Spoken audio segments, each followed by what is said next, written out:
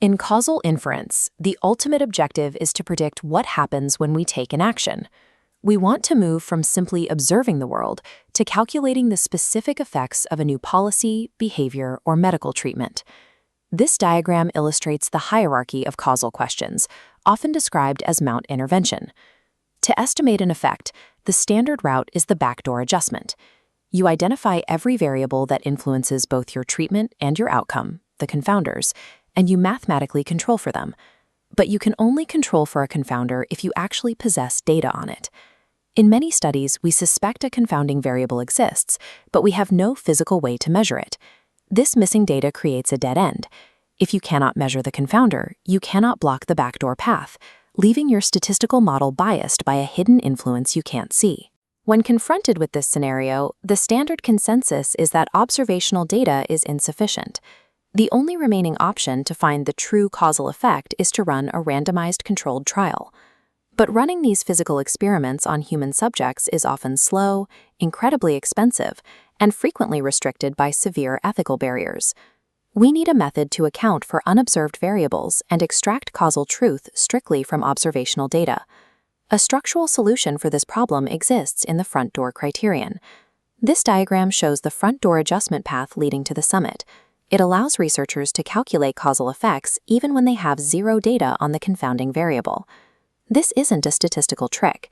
It is a logical derivation based on the structure of the causal diagram itself. By mapping the specific paths of influence, we can isolate the information we need. To understand how this structural logic works, we can look at one of the most significant debates in the history of public health. In the 1950s, the link between smoking and lung cancer was heavily contested.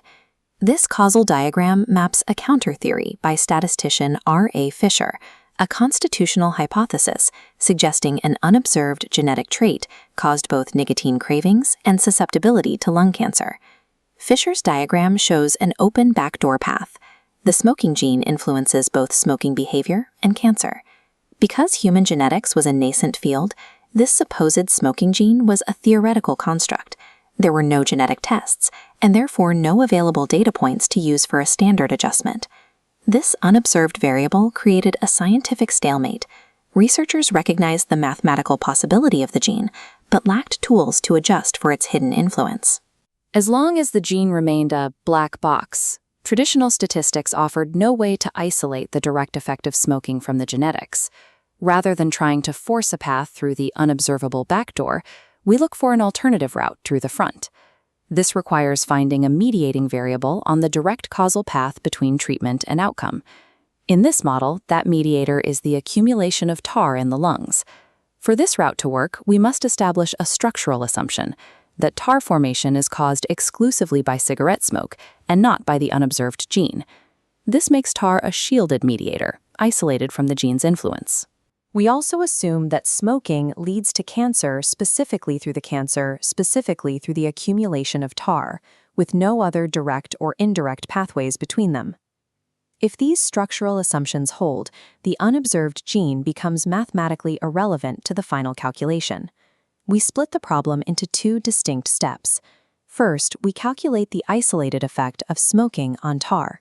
We can measure this directly because the backdoor path is already blocked. The cancer node receives arrows from both the gene and tar, making it a collider. Because the path is blocked, the causal effect of smoking on tar is simply the observed difference in tar deposits between smokers and non-smokers. In the second step, we calculate the effect of tar on cancer. A backdoor path exists, flowing backwards from tar to smoking to the gene and down to cancer. We can neutralize this path using standard adjustment by controlling for smoking. This provides the causal quantity we need, the isolated probability that tar directly causes cancer.